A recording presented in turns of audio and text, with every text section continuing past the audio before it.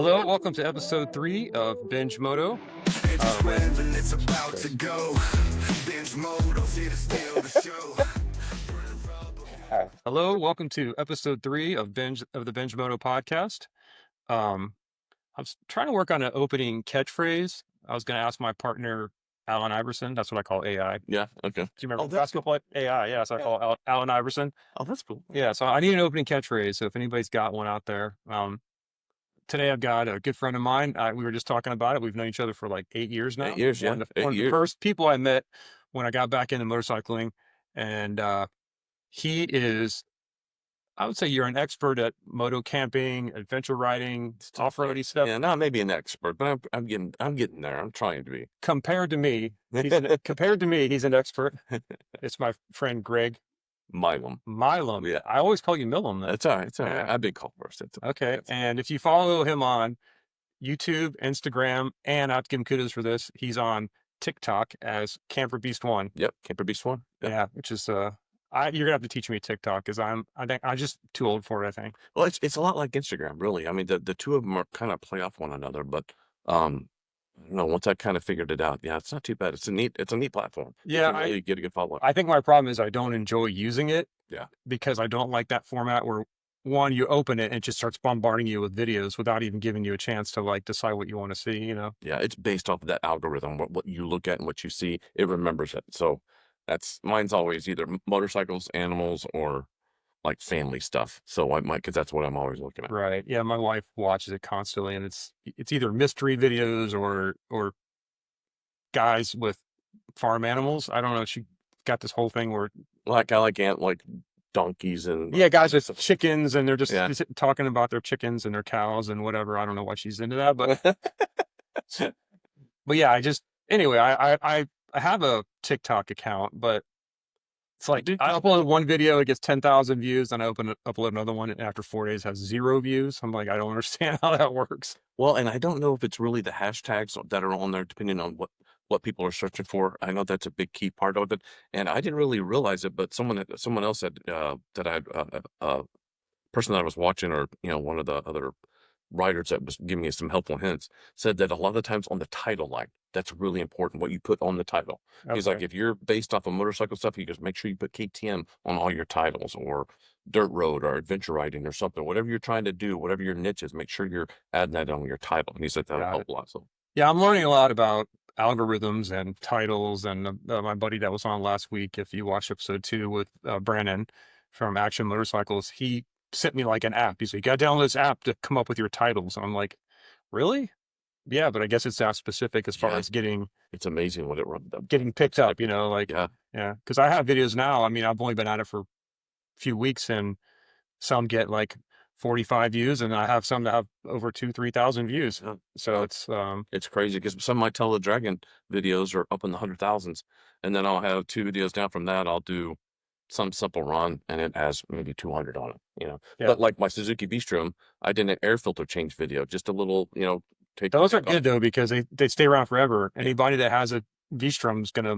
That's what I do every time I go to put the crash bars on my Tiger. I watch some Asian dude. I can barely understand what he's saying, but he did a good job of filming the step by step and showing you how he's keeping the bolts put aside and giving me hints about putting the engine up when I took the engine supports out. Yeah, like YouTube, man. That's that one video. Even today is still. I think it's in 60, 70,000. I mean, it's not nothing compared to some of the YouTube. Oh yeah. There's people with millions. But for someone like me, I was like, wow, it's still people are still hitting it and watching it. So right, it's kind of crazy.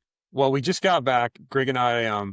So part of my transition here in motorcycling, I got this adventure bike, even though it's not like a hardcore. I got the GT version. They make a Rally Pro with a little bit higher suspension, and you got the mix, you got the balance. Because I know I'm still going to be mostly I do long distance touring and stuff, and that was what I wanted it for. But I figured, while I've got it, maybe my buddy John, he's got me eyed out for some BDRs, and Greg does a lot of day trips. So we just got back. We went up to Citrus County, which, if you're in the Bay Area, it's about 2 counties up from Tampa. Yeah. And it's a Withlacoochee National or state park.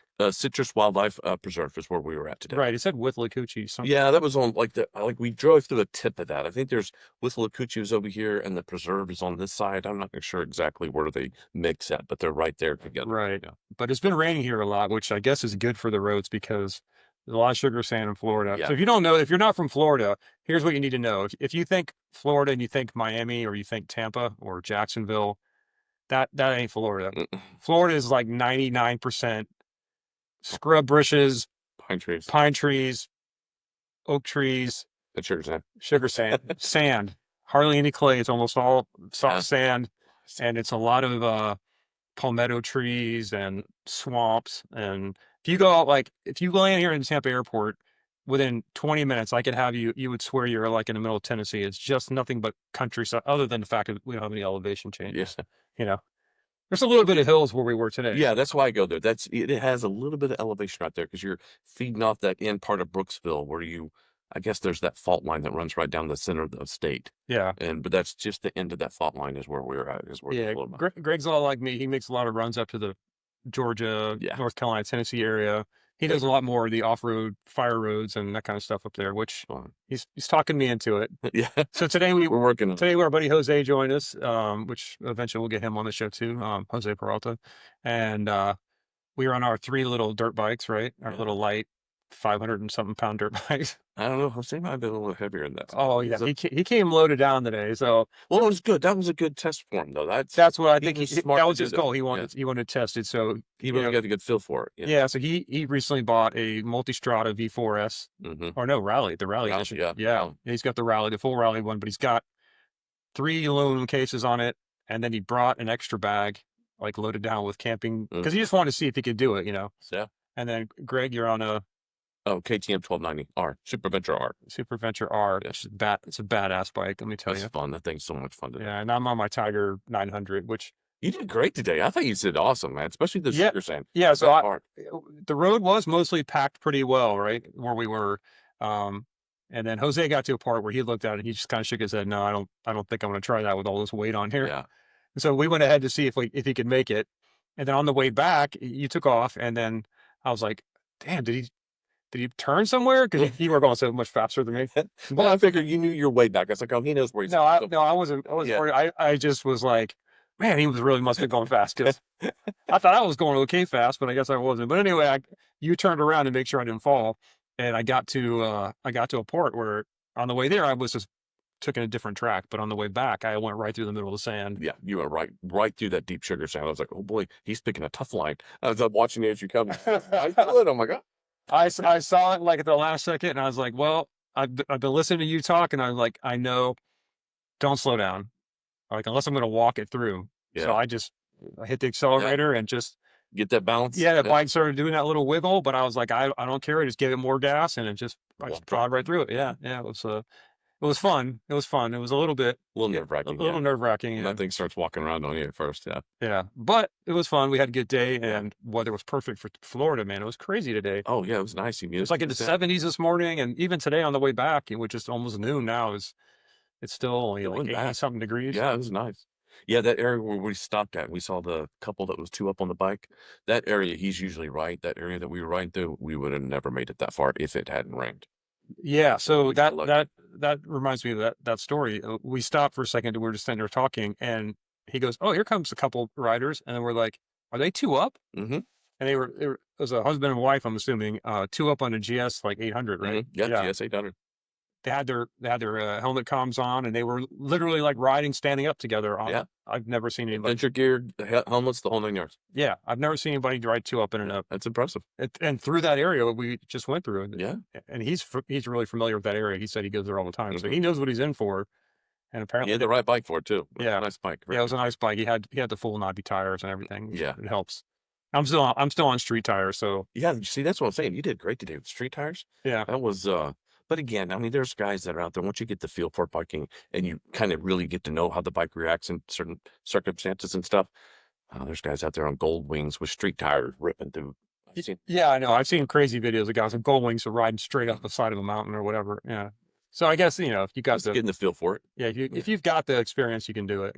Because I don't care what on any bike, sugar sand in Florida. If you get really deep sugar sand, you're gonna paddle. You're gonna patty cake it through there, and because it's too, unless like we were talking about, if it's some kid on a younger guy that's on like a YZ 250 or KX 250 where he's doing 60, 70 miles an hour, and it's just, but I'm not going to do that. I can't do that. No, yeah, that's too hard. There's no way. But that was fun. That was a good day today. That It was was. fun. It was a good trip. Yeah. Yeah. And we're going to do some more of that. And we're talking about doing. So one of the things that Greg does that's interesting is he'll go up and do like a day camp. He won't even stay overnight. Yeah. So you pack your bike up. You got your what all do you take with you? Well, I take usually I take my I've got a Kelty 12 by 12 canopy tent. I'll put that up. I'll put my hammock up first. I'll put that up over the top of it, so I got a little shade platform. And then I've got a small little cooking table, my chair. I take all my cooking utensils. I make coffee. I'll make some breakfast. Sit around, have a nice little breakfast, get relaxed, kick back in hammock, maybe take a nap for a couple hours, and then pack everything up and go home. It's a Yeah. lot of fun. Yeah, it's fun. With my schedule with work and family, you know how it is. Yeah. You It's tough got to plan a weekend. Yeah. Yeah, it's hard for me to get away, and anytime I do get away, my it's like, well, I want to go, which is fine, Yeah. But yeah, it's hard to get those, 3, 4, or 5 day camping trips in. So the one dayer is just I take what I can get and just go out and have some fun. Yeah. And it's within driving distance of your house. Yeah, it's close. Citrus is right there, and you can usually find like I'll get off, like I'll go down a dual track or and then I'll get off that on a So what? really single track. So I hear people talk dual track, single track. What does that mean? Well, like we So were is it like literally like the two where a Jeep would drive is a dual track, and That's then a a dual single track. track is just for a bike? Yeah. A lot of Okay. times in Florida, you got to be careful when you're on single tracks in Florida. A lot of times they're hiking trails. I mean, you're not really supposed to be on a hiking trail, but in citrus wildlife, I've never seen a hiker the whole time I've ever been out there. And then some of those single tracks are equestrian. So you got to really watch out if there's a horse coming and stuff like that. So the single tracks in Florida, if it's a horse trail, equestrian, if you're sharing it, they're usually chewed up pretty good. So the sugar sand's usually deep. So if I'm in the rut, my last video I just did on TikTok, I was struggling. It was a single track and I was way out in the sticks. And you could tell a couple horses had just gone through there and tore it up. So I was struggling. I was trying to get out of the rut and stay up in the grass and kind of, go through the rough sides and kind of go back and forth. Right. But yeah, that's for Florida. Usually that's the rule. So if you're going to do like a actual weekend of camping, say you're going to go up to Georgia, what do you take? You take on a trip like that? I try to take, I usually cover myself for at least 3 days. I like to go completely off grid for 3 days. Food, water, enough cooking gas so I can cook for myself. And then How many like you have like the little canisters? two usually last. Two will last Whole 3 days. trip, yeah, Okay. easy, if not more. How much Depending on water? much How much water do you need? Well, I have my 2-liter bladder in my backpack, and then I usually take I can usually fit about 1.5 gallons of water on my 2 bags because it's not really the size, it's all weight. Weight I try to, distribution. I try to keep it. I try to keep when I'm fully rigged out. I try to keep everything under 90 pounds, like 92 pounds, 92 pounds is where I try to keep it. Mm. You go much heavier than that, and you really start to get that weight back there. And Yeah, especially if you're going to go off road. yeah, Not if you're on the highway, no big deal. because like his bike, the way he felt it today with the Multistrada, those are empty. So when he fills those panniers up, those Yeah. big panniers, because those are big. Yeah. And if he fills those up, if he starts, you put another 90, 100 pounds on the top of that bike. Because usually, if you try to keep all your weight down low, but you get it up high like that, and man, that's and then you take all of that weight and put it on sugar sand. You talk about, that's a whole different handful. That's a handful of bike to try to ride. Yeah, I think if I was going to take that bike, I would rather take it up to Georgia or somewhere where Mhm. there's more hard packed Fire roads. fire roads. Yeah. Yeah, it'd be a lot of fun up there. Well, like the trip I did in my Multistrada, I did the Big Frog Loop. You guys, that'd be a good one for you guys. You guys, Yeah, you've talked about that Yeah, before. The big that's frog. that's a blast. So where does it start? You go up right just on you go on the west side of Atlanta. Like if Atlanta's here, you go up on the west side of Atlanta. I believe it's 674 cuts over to the first part of Big Frog. And it kind of starts like Atlanta's right here. It's kind of almost straight kind of northwest of Atlanta. And it's a 134-mile loop. It's all fire roads. And I have 4 camping spots on there. They're all above 3,000 feet elevation. So you got some good camping there. And it goes all the way up into Tennessee, back down, and all the way around. And when I go up there, sometimes I'll just keep doing the loop. I'll go up, camp, go out, take a break, and then I'll just do the loop again. Because I think there's 3 water crossings. a couple waterfalls. I mean, it's So it's a good like beginner course too. oh yeah, Yeah. it's a blast. If you watch, there's a lot of good videos. It's real popular with the off-grid Jeep guys that have like the roof-mounted tents.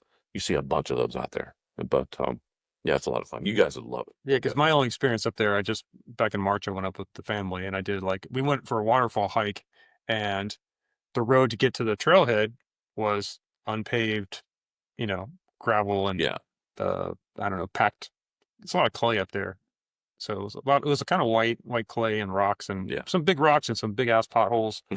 But took forever in the car. But then the next day I took the bike and I went up there, and that was so fun. Yeah, because I wasn't worried about there was no sand, so I wasn't worried about like getting bogged in. I did though end up going off on another trail that had a lot of those big, like heavy sides, Yeah, those granite chunky, like looking. yeah, the big Yeah, granite rocks. yeah. Yeah, Those are something. it was scary because it was very yeah, it was like being in sand, only I'm looking Yeah. up sharp edge rocks to fall on. So a little bit That's why it's sometimes good to sit in the center of the road to let the bike kind of wander if it needs to a little bit, give you a little breathing room. yeah. Yeah. But I'm interested in, and John's talking about he does the BDR, the back road discovery routes. Yeah, there's an East Coast one now that's out that's supposed to. I think he did I it. think he did it last year, yeah. Yeah. So and I know he does the Dixie Dual Sport cross Florida thing Hmm. every year. So he's been trying for years. I had the Yamaha Tracer, and I'm like, dude, it has no suspension for that. It's got small, you know, sport bike tires on it, basically. I was like, there's no way. Yeah, yeah. Well, you wouldn't. That's the bike. If you don't have the protection on there, I mean, you could probably put some decent tires on it, but having the protection on it, the skid plate, this like you get. Yeah, yeah, I Yeah. put the skid plate on, I put the crash bar. Because that makes a world of difference. It doesn't matter what it is, as long as the bike's protected. I don't care who it is. You're going to dump the bike. It's eventually going to go down. So, Right, right. I mean, I do. I've dumped every bike I've gone, so that's why I put full gear on it to make sure I don't. Yeah, so tear you've that. had a series of adventure bikes since I've known you. I Yeah, think I met you on a Triumph. Before that, you had the V-Strom. Yeah, right? So you had a V-Strom, then you went to Triumph 1200 XC Explorer. That's yeah, when they still called them Explorer. yeah, They weren't. the big Tiger. Yeah, Yeah.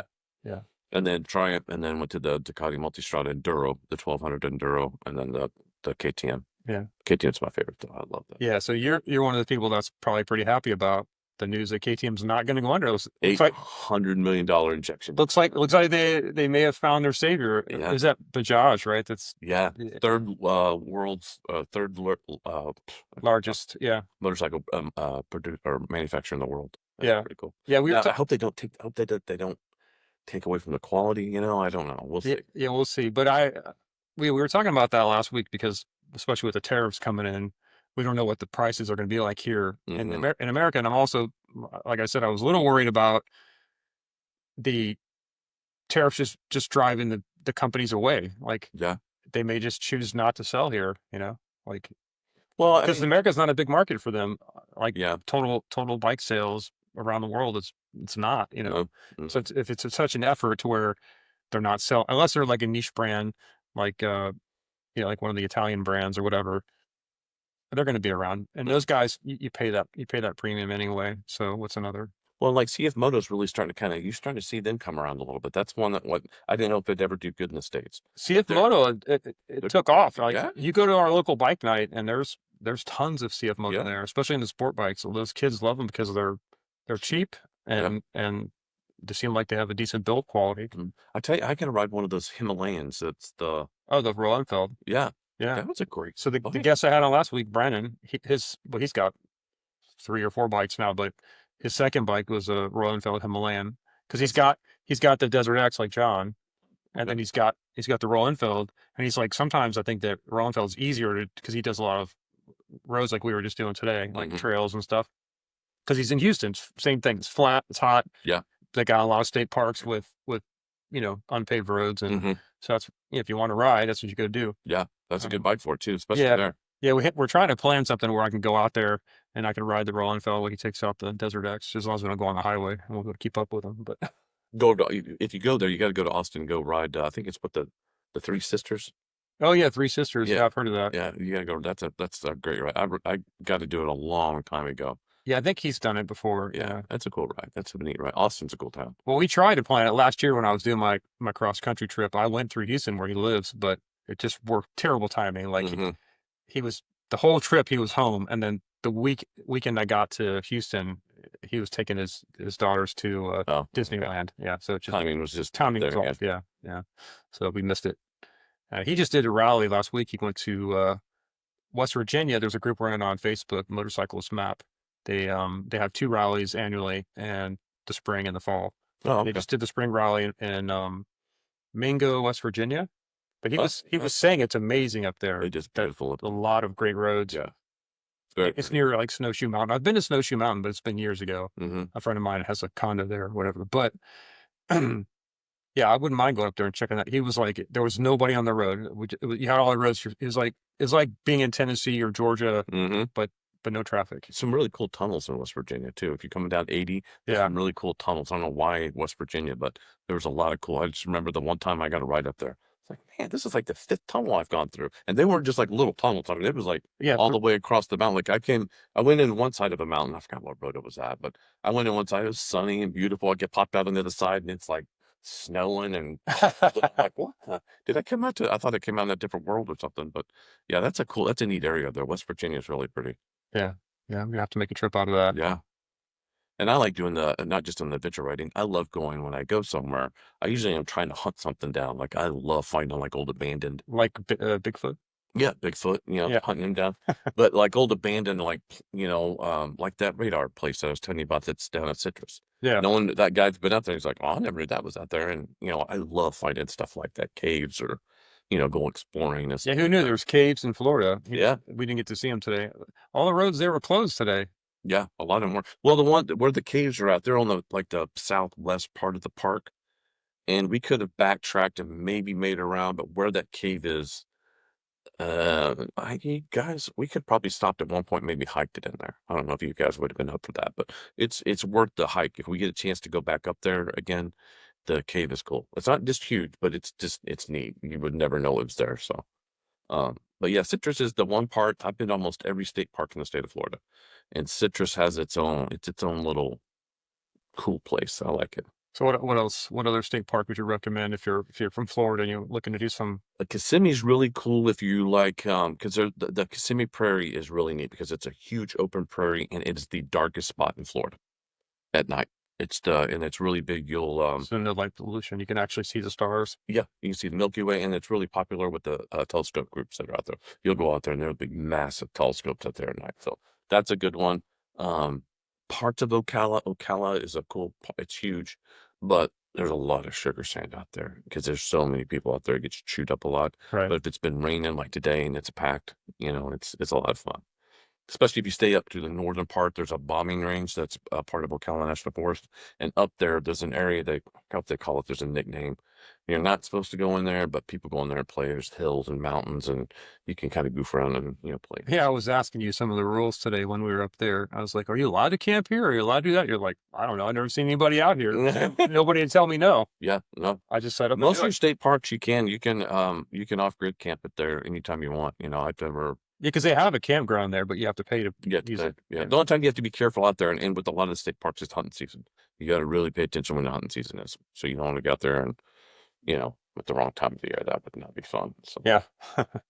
especially, and it's usually, I don't know, Florida's like November-ish. In that time period, it's somewhere right in there. There's a section of, where you have to be careful where you go. Deer mostly or hog? I think it's deer, mainly hog, but you have like 3 different rifle seasons, then you have bow season. So there's the seasons kind of stretch out for like, I think it's like 6 weeks, 4 6 weeks. Okay. You still go out there, you just can't get really deep. You got to be careful. And I don't want to, make anybody mad go out there. Some guy's he almost gets lined up this beautiful shot and I come on. Sorry. One thing Florida has that most states don't have is we do have alligator hunting season. Yes. You got to get a permit. You can take Get up those to tags. Yeah. yeah, take so many Mhm. gators a year. My neighbor's son across the street, he does that. He does that quite a bit. Or he gets the tag. You have to go in and apply for some sort of tag. And they either give you 1 or I think maybe 2 tags a Right. year. So But I think you can hunt snakes though, like the boas, year round. yeah, It's- down in the glades. yeah, because they're invasive species. So They get huge. Some of those snakes that they catch down there are massive. oh no, it would It's kind of scary. it's scary. Yeah. Yeah. Yeah, these people just get them as pets and they let them go. And And then they got in, like I watched a video if there's on TikTok or YouTube, but they found like in West Palm Beach, I believe, they found like a 15-foot diamondback rattlesnake in like a gutter going into a Burger King. Wow. They had it hanging from a machine. It was massive snake. So yeah, I don't. Yeah, we get a lot of rattlesnakes even here where I live. Yeah. Oh, you do? Yeah, yeah. Wow. But the small ones, not Not some gigantic. not thing. 15-footer, no. Now the biggest snake I've ever seen here though, which scared the crap out of me, it was just a corn snake, but that thing was like 7 feet long, and I used to have a riding mower in the back, and I had a cover on it. And one day I went out there and I threw the cover off, and he was coiled up, hanging from the gear shifter. I have a picture of it. I'll show you when we get off. Wow. But it was That looked. I went to climb up on the thing, and you grab that shifter to climb up there, and it was just this huge snake just wrapped around there because he was getting warm under that tarp, Did you take off or what did you? I actually caught him. I went and got a trash can, and I scooped him into the trash can, and I showed him to the kids, and I just took him down the street and let him go. Oh, okay. Yeah. Yeah, because you get that real pretty water in the back. Do you ever see moccasins, water Oh moccasins? yeah. So we get moccasin, we get tons of deer, wild turkeys. That's what I'm saying about Florida. Like I live in a gated neighborhood, with 15 grocery stores a mile, but my backyard looks like I'm in the middle of the freaking swamp. It's beautiful back there. Yeah. Yeah, it's yeah. just back there. Yeah, you get all kinds of crazy animals back there, coyotes and kinds of stuff. But Another ride that we used to do, I've got probably, it's an old ride that we've done multiple times. I think I've got a lot of pictures, is going up to, what is that, Sugarloaf Mountain, that highest point? oh yeah, yeah. I guess, Highest point in Florida. yeah. Yeah. I guess a pretty good. It's embarrassing though. It's if you go to the real mountains and Well, I'll take it. It's Florida, Yeah, it's all right. It's got a valley and you can see out over the top. I'll take this. This isn't too bad, I hear if you go up to like Cherry Skyway that there's like a dirt version that pretty much mirrors it. Yeah. And it is, I haven't had a chance to do that, but I want to do that. And there's a cutoff that goes from, I think you can actually go either from there. There's a fire road that connects the Tail of the Dragon to one of those other big roads. Well, yeah, Cherry Skyway is not far from Tail of the Dragon. The one end of it is. Yeah, I think that might be it. There's actual fire road that you can cut. You're about midway through the Dragon, and you bang off to the right, and you can go cut all the way through, change elevations, and you pop out on that other highway over there. Yeah, I haven't done it yet, but if someone told me, it was like, oh, you didn't do that? I'm like, no, I didn't know it was there. Yeah, we got to try that. Yeah, that'd be a lot of fun. I can't wait to go back to the Dragon. That's my favorite place. I love that road.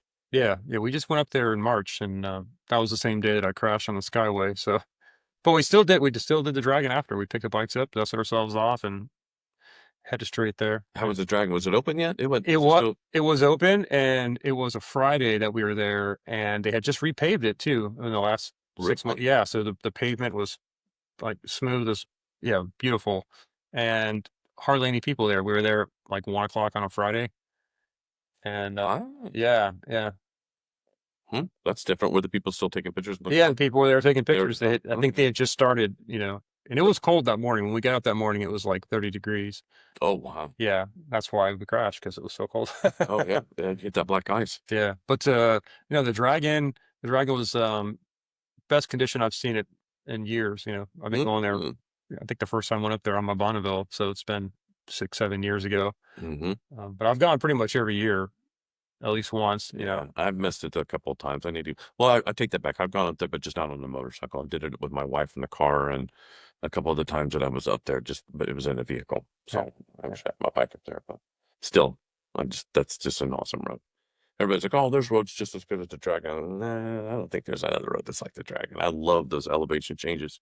Yeah, it's cool. I don't find it to be my funnest road that I ride, just because it's still too technical for me. I see guys doing it, like dragging their knee, going, 30 miles an hour around those hairpin turns, but I'm not going to be doing that. And so the Cherry Skyway is more fun to me because it's got long Big speeds, swing reason. and it's longer. It's a little longer. So Yeah.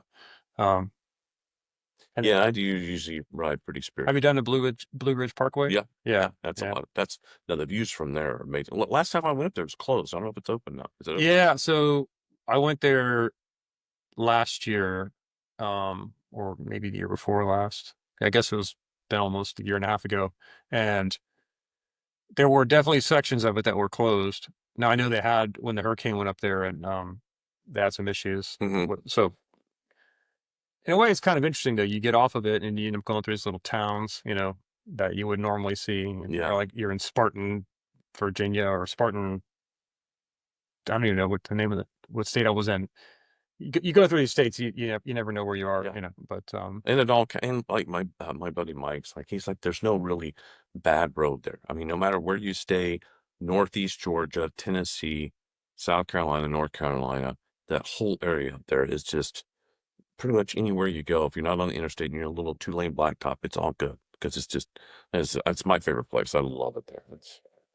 I'd give anything to live there. That'd be a cool place to live. yeah, no, I wish it was a little closer. And it's just that's like the motorcycle heaven up there. I mean, that's just the place to go. Now, the interesting thing about traffic is, and a motorcycle, I don't know why I wish they would do it here, is lane splitting.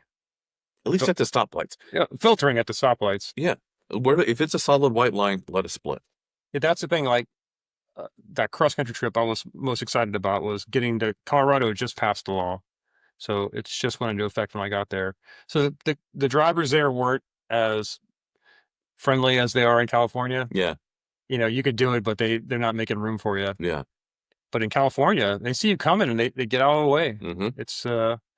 It's amazing. Even I've started following these guys when I was on the trip, and they were on like BMWs or something. And they just we were already going like 70 miles an hour on the freeway, and they were just splitting cars, and the cars would see us coming and they would just move a little out of the way and let you go through. Like, That's the incentive to ride a motorcycle. Hey, you don't like it? You yeah, want because traffic there, if you're in LA and you're trying to go from anywhere in LA to anywhere, it's like an hour and a half everywhere. Yeah.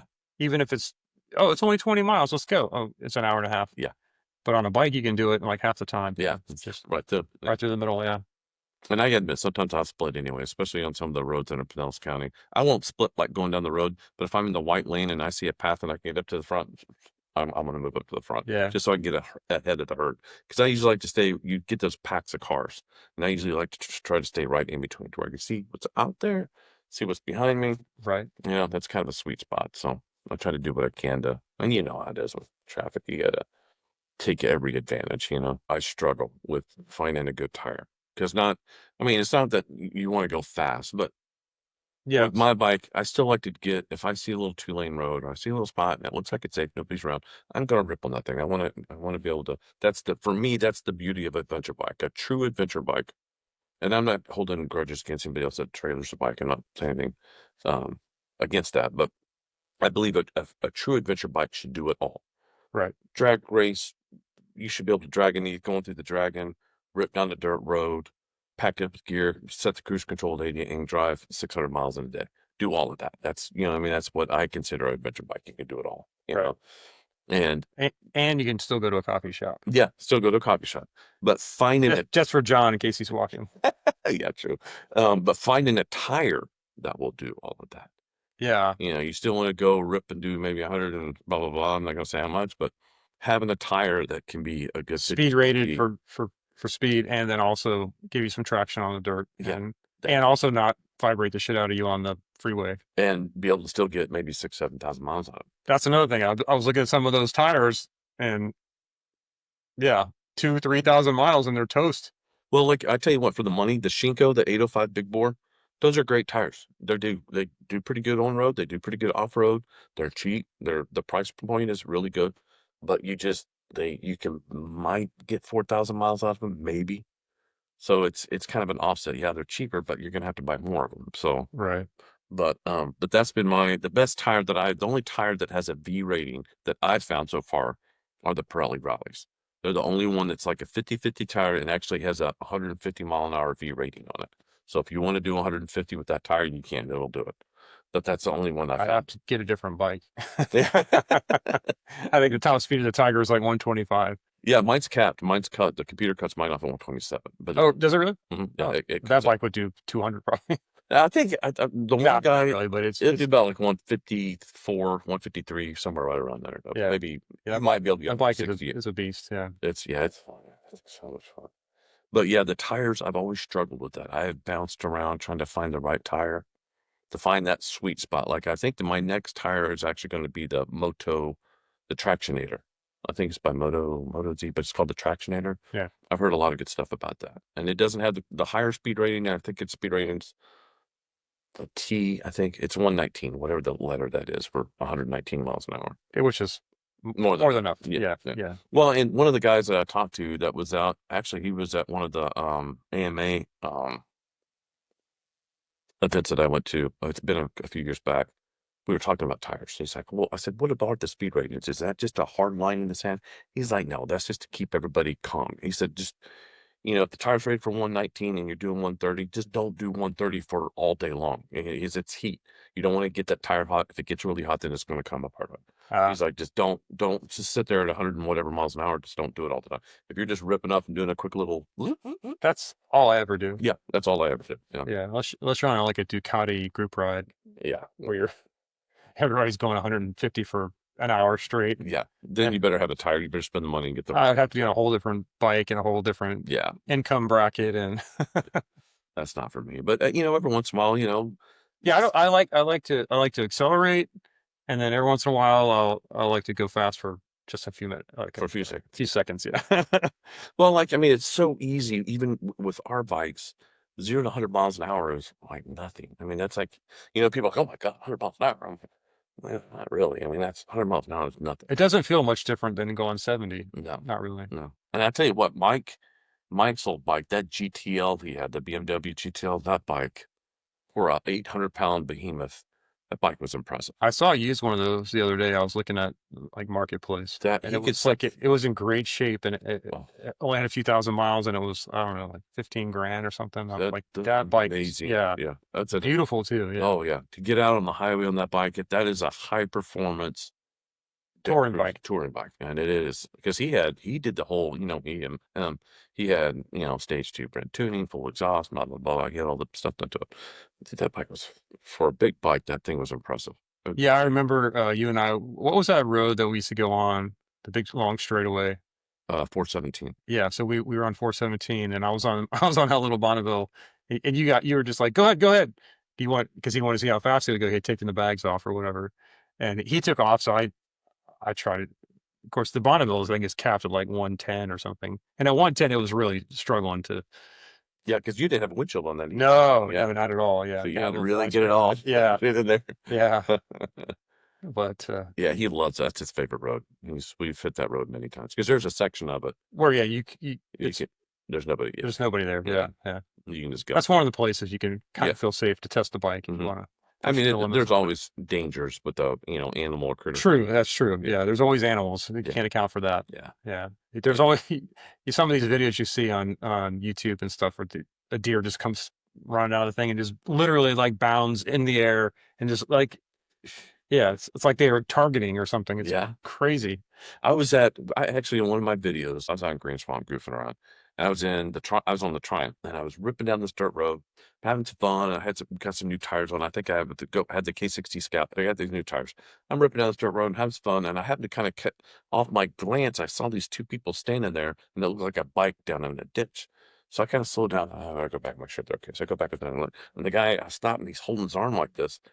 And there's a beautiful rigged out African twin down in the mud, probably sitting in like 8 inches of mud and dirt down at the bottom. He said he was running about 50, 60 miles an hour, and a deer mid jump, trying to jump across the road, and him and the deer head on, right? No, Wow. broke his arm in 2 spots. Yeah, it was crazy. Man, Yeah. that's like it's that force majeure. That's what they say, right? It's just like act of God. Nothing you Mhm. do about that. Yeah. You slow down, you're going too fast. Here comes a deer. Yeah. So you're a fan of the Long Way Around Oh, series? yeah, I've watched all of them. Yeah. Yeah. So if you watched episode 1 of this, John and I kind of broke down the first season. But yeah, so this season, what do you think of it so far? I like it. I love that they're doing them on old bikes. Yeah. I love the old bikes that they're doing on. Did you see them when they first started? And they Yeah, they were refurbished them. Yeah. yeah. He redid the paint and everything, which I know Ewan didn't, but Charlie did. I like the paint job. Yeah. Well, this is an old police bike. The Moto Guzzi was an old. Oh no, that's Ewan's bike that has the police siren. Yeah. I'm sorry. Yeah. He's on the BMW. Yeah. Yeah. No, I love that show. I know some people were kind of giving it crap this year because it's not really an adventure that they're doing, but who cares? I'm It's not on dirt. It's always an adventure. It's an adventure. And they're still camping and they do have a support truck, but it's usually a day behind. And also, even if the truck was following them, who cares? I don't even care. No. Well, I mean, I'm enjoying the scenery. I'm enjoying seeing them on the bikes, and they're Yeah. rolling through the like all those Nordic countries, and to be able to film something like that, you almost have to. You would have to have a support truck Yeah. if you actually want to make good content. I mean, if you right, really because wanna make you can go like guerrilla style, like Itchy Boots or one of those people, which is also good. yeah, It's good, but they don't have quite the same. no. It's not the same footage that you're gonna get when you've got professional camera people. Although she is very impressive, though. No, she's great. She's Yeah. great. I have no problem with her at all. Yeah, no. And what she's doing is like it takes a lot of courage to go some of those places she goes. It's like yeah. That's impressive. But still, I love the stuff that they do and see. There was a really good show. God, what was the name of that? It was the guy that was from The Living Dead. Oh, so that's Norman Reedus. Yeah. Ride with Norman. So that's another good motorcycle. If you're looking for a good motorcycle show, I think there's like 4 seasons. So it's kind of sporadic when they produce them. I'm not sure if there's any new ones coming out recently. Yeah, I need to look again. Yeah, but it's Norman Reedus from The Walking Dead. He's Daryl on The Walking Dead. He makes like a he film it all around the world. They do it in the United States, but they also do it in Europe and all kinds of places. And they did it in New Zealand. I did an episode in New Zealand. Yeah. He's got a lot of celebrity friends that ride. A lot of guys you don't even know that really ride. Yeah, it's kind of And, and they'll meet up somewhere. Actually, the funny one was he had Jeffrey Dean Morgan, who's Negan on The Walking Dead. Yeah, that was a good one. That was a good episode. What was good about it was he got there and something happened with his international license, and so he couldn't ride a full size bike. They had Triumphs for them, and so that's why he was on that little 250. I forgot about that. And they didn't really talk about it in the show why he was on it. They were just kind of making fun of him for riding that little scooter looking bike. But that was why, because they couldn't legally film him on a full size Anything bike. bigger than 250. Oh, Yeah, whatever the the tier license that? is over there. Yeah, he couldn't qualify for the next one.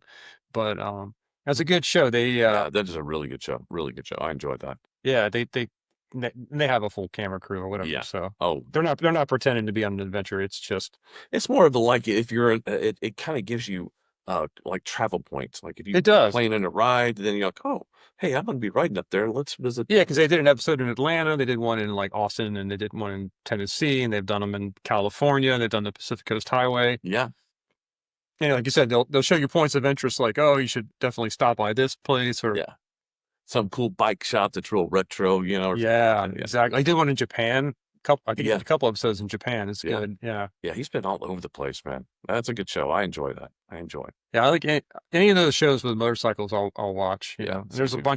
bunch of movie like documentary style movies too, where guys did that back in the day, where they just like Somewhere Else Tomorrow, and there was one where these 2 guys. They start off like 2 or 3 guys, and they just had this plan where they're going to like ride from town to town, and then they would stay and work to get enough money, and then they'd ride to the next. Right to the next town. Yeah. The one guy, he got a girlfriend or something. He quit like a month into it, but the other guy did it for years. Like he would get trapped places, the bike would break down, and it was yeah.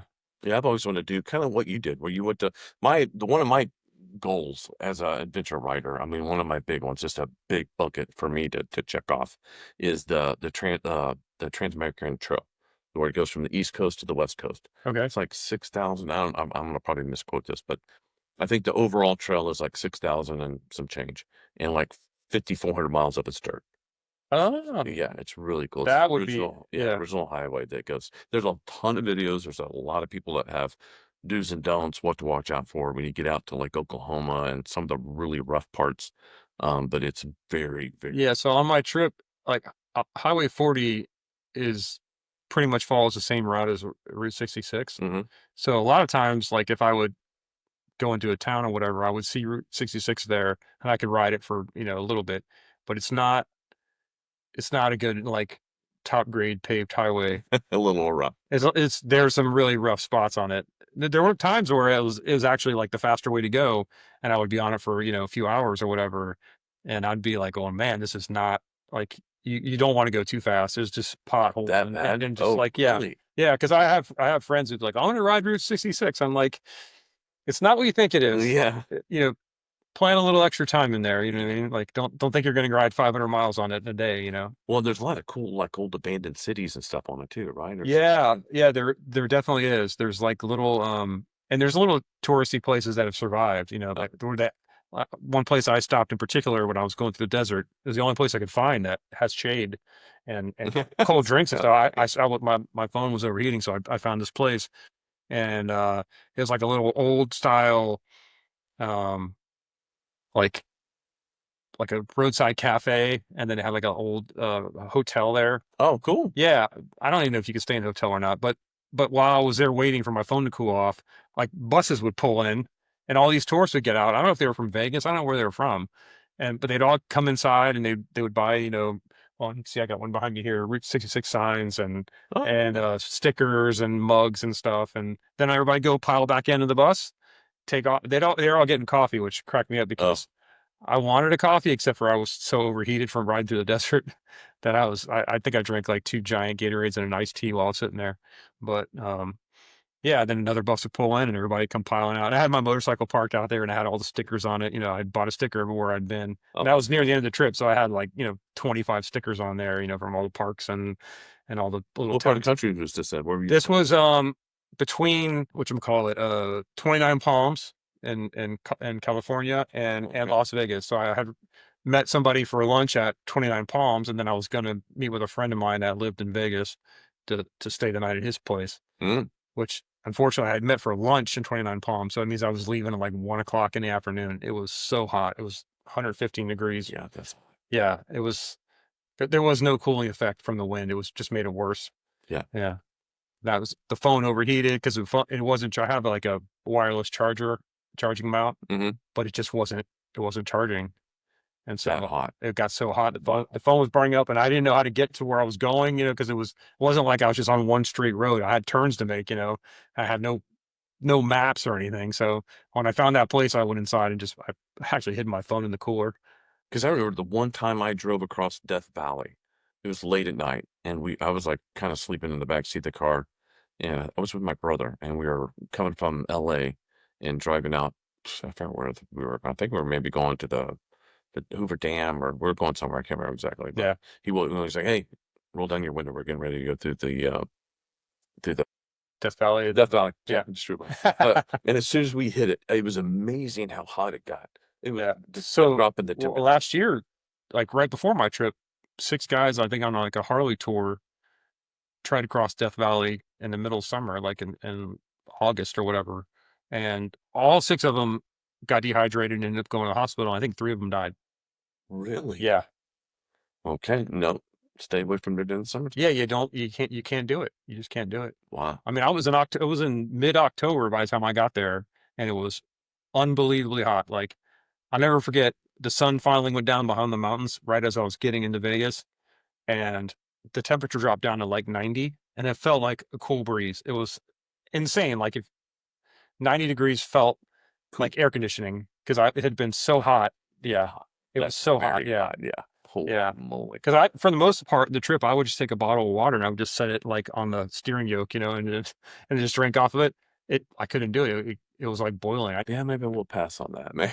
Yeah, like I said, I would do it. So either do it early in the morning or late in the afternoon, but not in the middle of the day like I did it. Yeah. And the worst part is when you're riding through the desert, you can't just stop. There is nowhere to pull off because the shoulder, it goes instantly to sand, like soft sand. Oh, wow. So like I was like, even if I pull off, one, I don't know if I'd be able to get back on the road. I wouldn't be able to put the kickstand down. You know what I mean? Like Mhm.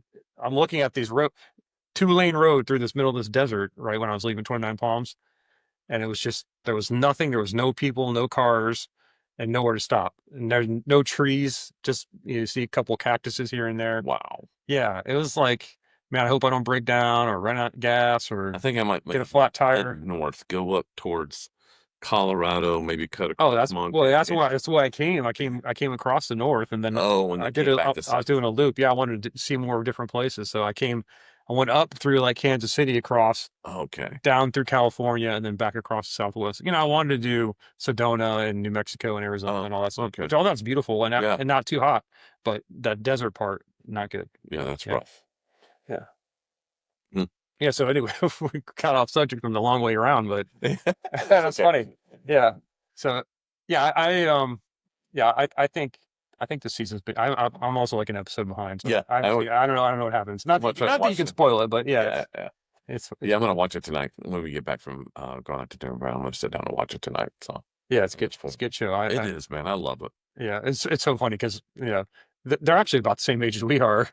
But like seeing like poor Charlie, he's been in all these accidents. He's like so stiff, he can't get his leg over the seat. He fell last week's episode. I mean, Yeah, I saw that. He fell. it looked bad too. Like That kind of worried me there for a second. I was like, oh my gosh, because it was like you said, it was very simple. Just yeah, but it was no, like it was steep. Like he fell over the bike and then just like booped down a hill almost. Like oh, that would suck. Yeah, because he really messed his legs up. That was a bad accident he got into. yeah, he was crushed. Like his whole body was crushed. Yeah. Yeah.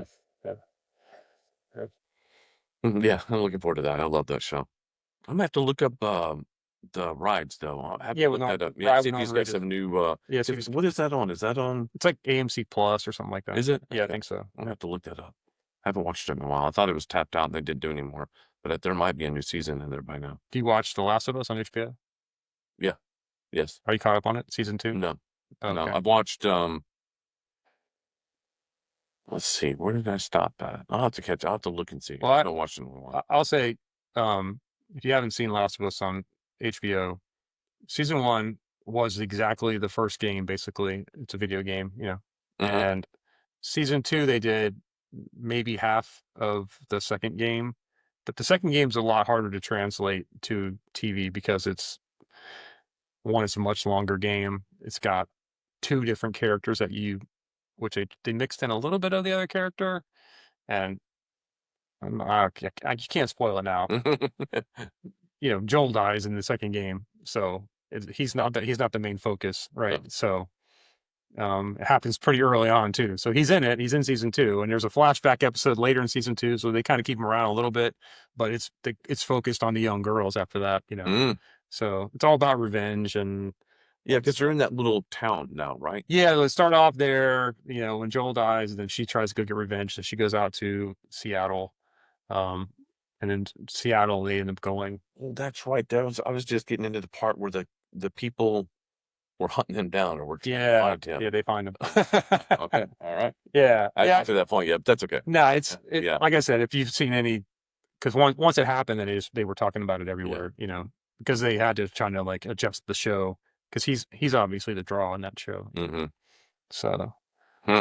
but yeah, I'm they did a good job production wise and filming it, and things look like they looked in the game, but I think the character of Ellie in the game she's like a different, you kind of like her. This Ellie's kind of unlikable. Yeah. Yeah. Yeah, she's just unlikable. I don't know. And she's from Game of Thrones, Bella Ramsey. Oh yeah, that's right. Yeah, she was the Little Mormont girl. Wow. And my wife for some reason started a watch of Game of Thrones. Like here it is 7 years later, or whatever. And it's still good. And so, yeah, she's been watching it like nonstop for the last 3 or 4 days. So I've been, walking through the room and go, oh, and the good thing about my wife, she doesn't care if I spoil shit. So I'm like, oh yeah, he kills him. That woman ends up betraying that person. This person does this, and Has she got the red wedding yet, or does that? she's almost to the red wedding. Oh really? Yeah, Oh. yeah. I told her it was gonna happen. She'll probably forget though. She doesn't remember the names or whatever, so it's confusing. You're like, oh yeah, then you're like, oh, that guy, the Lord Bolton, he's really a bad guy, and his son is like the part where the kid escapes and all that, and it's all fake. Yeah. Anyway, but Yeah, we're just opposite. Like I don't want to know, and my wife will look something up. She'll look it up and she'll be like, wow. depending on what it is, I will look it up. I'll look up stuff. Don't tell me. I do a lot of like I read a lot of books, so like anytime like the new season of Jack Reacher's coming out or whatever, I'll see what book it's based on, and I'll go listen to the book before the show comes out. Oh, Which drives her crazy because now I know everything happens. I'm like, in the book that character doesn't say that. She told me that when we were watching. that's not the way it happened. When we were watching Last of Us, I was like, that's not the way it happened in the game. Or I'd go, oh my God, that looks just like the game. She's like, you don't have to say that every time. I was like, if you really knew that, I was only saying it about half the times I want to say it, My daughter, she reads a lot of the books. There's a book that she's reading now that's really It's amazing. I don't think it's into a TV or a movie. I'm sure it will be one of these days. But she does that a lot. She reads almost every movie. She's like, "Oh, that movie sucked." I'm like, I thought it was pretty good. She goes, "The book is much better." But yeah, the book, The book was much better. with rare exception, the book is almost always better. Hmm. There's a show called Station 11 or Station 17 or something. It's on HBO, and I love that show. It was fantastic. It was like one of my favorite shows the last couple of years. And so I'm like, oh, it was a book. So I went and got the book and I listened to it. And I was like, how did they make that masterpiece TV show out of this crappy book? The book sucked. I was like, Oh, it was the other way. yeah, the TV show expanded on characters and it actually Ah. had better, like, everything about it was better. The story was better. The characters were better. I got to the book and I'm like, somebody like had some incredible imagination to like read that book and go, I'm going to make this TV show out of it. Like the TV show is so much better. Ah, Yeah, so it's rare, but it occasionally Occasionally that happens, huh? Yeah, and you got like the Expanse novels. If you ever watch the Expanse it was an Amazon show originally. It's a sort of realistic sci-fi show. It takes place in a kind of a near future where Mars and all that's been colonized. Oh, It's based on a series of books, and the books are fantastic, and the show is fantastic. And they do a little bit of moving some characters around from the TV show to the book. You know, like it's not all one for one, but they do a good job. It doesn't Oh. matter. Like you can watch the what was TV that show, again? The Expanse. Expand. Talk to me. Yeah, it's so good. It's really, I think it's like 5 or 6 seasons on. It started off on like Sci-Fi Network, and I think Jeff Bezos was a fan of it. And then it was so expensive to produce that Sci-Fi's like, we're not doing season 2. And he's like, the hell you aren't. So he bought it, and then he made season 2 and 3 and 4. Okay. Yeah. So Wow, the Expanse. I gotta remember that. yeah, they're great books, and they're written by 2 guys. They go by a pen name called S.A. Corey, but it's really 2 different guys. I don't know their real names, but Wow. yeah, they have a whole series of Expanse novels. I think there's like 7 novels, and there's like these little half novels in between, like little character ones. And then they've got another series of books that just came out. The first one just started. I can't remember the name of it right now, but my son and I are both into all that sci-fi. Oh stuff. yeah. Also on mine. Yeah, big Yeah, time. I love yeah, it. yeah. I love it. Yeah, with I have 2 boys, and they between the 2 of them, they're always going back and forth, and so I get FOMO. So I just like whatever books they're reading or listening to, I go right in and do it. Yeah. Follow along. So Be able to get into the conversations. exactly. Yeah, Exactly. participate. Yeah. Yep. Kind of nice. Yeah. Cool. Well, I think we did it. We got Yeah. a Hour and 3. hour and 3-minute podcast. Nice. Yeah. Yeah. So they get plenty to edit there. Yeah. We'll take some of the good stuff out. Some of my bumbling stuff that I was kinda- No.